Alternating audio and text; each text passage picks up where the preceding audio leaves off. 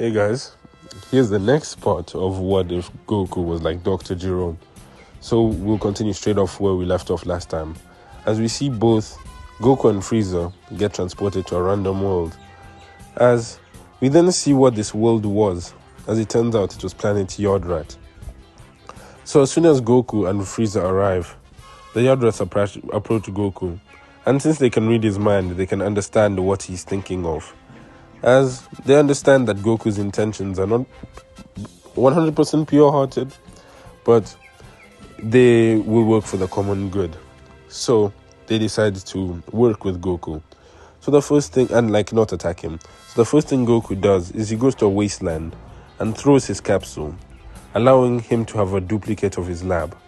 And this is when Frieza just starts to wake up, as he finds himself strapped on to a table. As he then wonders, what's going on here? Where am I? And Goku just says, you'd wish I just sent you to hell, Frieza, because what you're gonna go through right now is a million times worse. As Goku then starts operating on Frieza with no anesthesia, meaning that Frieza can feel every single cut and poke of the needle that Goku gives him. As Goku then, first of all, takes Frieza's DNA and uses it to enhance his own potential, allowing Goku to be able to achieve much higher realms of power at a much faster rate.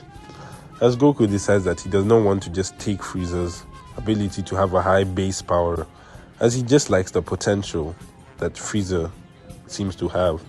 He then realizes that this Frieza character is not all useless, and he is powerful enough to be useful later. As Goku then says, what you're gonna be in for the rest of your existence, Frieza, is a state worse than death. Because at least in death, you'll know who you are. I'm going to erase you and build you back from the first brick. As Frieza is then scared, as he knows he's going to cease to be who he currently is. As Goku then programs Frieza's mind and makes him a loyal servant of Goku, as Frieza cannot refuse any of Goku's commands or act against Goku's will, as the Frieza, the Emperor of the Universe that was known all those years before, is now eradicated for good. As now, Goku is quite happy with this, as he now has a loyal servant he can now train with and improve with at the same level as he can. As now, Goku then leaves with this Frieza towards the Yodratian civilization to gain wisdom and to learn their techniques. As we leave these two off here for now, as we go back to planet Namek. So everyone is now thinking of what they're gonna do at the next steps. Piccolo is quite interested with the Namekians, and since their planet wasn't destroyed in this scenario, he decides to stay back a bit longer to learn more about their society and the knowledge that they have, and more about his origins also. And Gohan had developed quite a liking for Piccolo and was also interested about this alien planet, as he had watched a lot of movies about it, and decided that he was also going to stay here and train with the Namekians and learn from them. So Raditz and Vegeta, on the other hand, have different interests, as Raditz doesn't trust Vegeta to be all on his own, and Vegeta is quite interested on how Raditz became much stronger, as Raditz then tells Vegeta to come with him to planet Earth if he actually wants to ever have a chance of defeating Goku or Kakarot, because they both have that same goal of defeating Goku someday. As Vegeta and Raditz both agree. Even though they don't like each other, they decide to make this alliance. And it creates a quite funny scene as we see Krillin in the space pod, like Krillin in a spaceship with just Vegeta and Raditz. And Krillin looks so uncomfortable and out of place there, as he knows these guys are so much stronger than he is, and he's gonna be stuck with them for a whole month. As basically, that's where those guys then jet off to planet Earth to go train at Kami's lookout. So now, so far, everything is going smoothly. Eventually, Gohan learns some things from the Namekians, like how to heal. And Gohan learns more about his potential and how to increase it. And Gohan becomes much stronger, and so does Piccolo.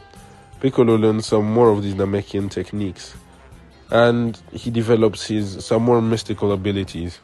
He's able to increase his regeneration abilities. He also knows how to heal now. And interestingly enough, Piccolo now has the ability to create his own Dragon Balls due to the knowledge he has now acquired. And that's actually quite interesting, even though Piccolo decides that there's no real need to use it since Kami has his own Dragon Balls on planet Earth. So now, basically, both Gohan and Piccolo go back to planet Earth, and Gohan shows his mom all the things he had learned on Namek, which actually improves their science quite a lot. As Bulma was quite impressed that even Gohan learned the Namekian language, and if he ever needed to go to Namek and summon Dragon Balls, he knows how to do it now, which is quite cool. So these guys spend a year of relative peace on planet Earth, and until something strange happens, a spaceship lands on planet Earth, similar to Frieza's one, and they can sense a power similar to Frieza. And Vegeta and Raditz know all too well who this is, as they look and they see King Cold emerge from the spaceship. But if that was not enough, there's another figure behind him, as they see someone who looks similar to Frieza, and they can only guess to be one of his relatives, as this is Cooler. As King Cold looks at this group and asks them, where is Frieza? As they don't know, they can't really tell King Cold anything, as they then say, all that we know is he was defeated by a great Saiyan, and we won't be hearing from him anymore. Let's put it that way, which angers King Cold. As King Cold says, I already had my way with that planet, Namek, that you call it, as they can only assume the worst for the planet, as they realize that they haven't had contact from the Namekians in quite a while. And on top of this, King Cold has a devious smile on his face, as he then says, well, yeah, so you defeated my son, eh? And you guys all think you're strong guys now, eh? Well, I'll have you know that my current form, doesn't it look... I don't think you've seen this before, but Frieza's second form looked quite similar to this. And in this form, I'm as strong as Frieza in his final form. So, just imagine what would happen if I used my final form, as the implications of what King Cold is trying to say started ringing in the Z Fighter's mind. As King Cold then says, none of you guys even actually defeated this Frieza character. So I'm not sure that I would even need that form to defeat any of you guys, as this angers the Saiyans. As the first ones who spring out to fight, of course, being Vegeta and Raditz. Vegeta going for King Cold and Raditz going for Cooler. As what happens is Vegeta is actually overpowering King Cold, especially because of his Ikari state and his great training, meaning that now he could actually defeat a final form Frieza, even without Super Saiyan, due to the training he had been doing with Raditz. And Raditz is holding his own against Cooler. As then King Cold then decides no more games, as he then goes to his final form, shocking everyone there, as this power level is unrivaled by anyone they'd ever seen. And Cooler goes into his fifth form, which shocks everyone also, as they realize that things have just gotten dangerous. As now they're not even sure if they all teamed up they could even defeat one of these warriors. Until suddenly, two unidentified people step out of some contraption nearby, as it's a man with purple hair wearing a Capsule Corp jacket, and another man with black hair wearing a Turtle School outfit, which confuses everyone on who these guys are. And without saying a word, these two warriors then embark to fight against these two frost demons, as the man with black hair goes against King Cold and the man with purple hair goes against Cooler, as they both scream out and unlock their own Super Saiyan transformations, shocking everyone there. As then the man with the black hair uses a technique that no one had ever thought possible, as the man then shouts, "Body double," as he then splits himself into two. And then the clone then shouts, "Change now," as now basically the clone then switches bodies with King Cold, as now King Cold is put in a much weaker position, as now King Cold is now in the body of a clone he cannot control, as now the man with black hair stretches his hand out and holds on to this King Cold's body, as King Cold in this clone's body can see his life being sapped out of him bit by bit, all his energy trickling in to the man with this black hair, as King Cole's original body becomes basically a shell of its former self, as then the shell then shouts, "Change now," as the clone and the King Cold's original body swap back, as now King Cold is put in a state where he's near dead, and it happened in the span of minutes, shocking everyone, as no one had ever seen such a seemingly unbeatable technique.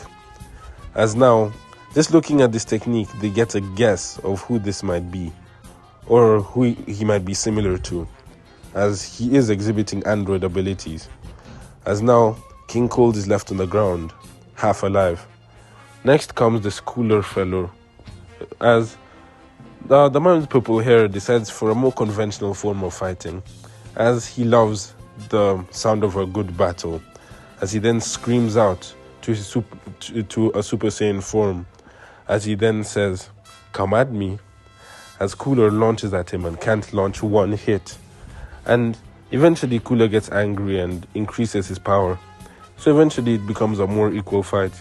But then this man, the Super Saiyan, then says, "I'm done playing games with you," as he pulls out his sword and then shouts, "Time to end this," as he then does the same attack that Trunks did to Frieza in the original, chopping up Cooler into individual pieces, and then with one Masenko blast, erasing Cooler from history.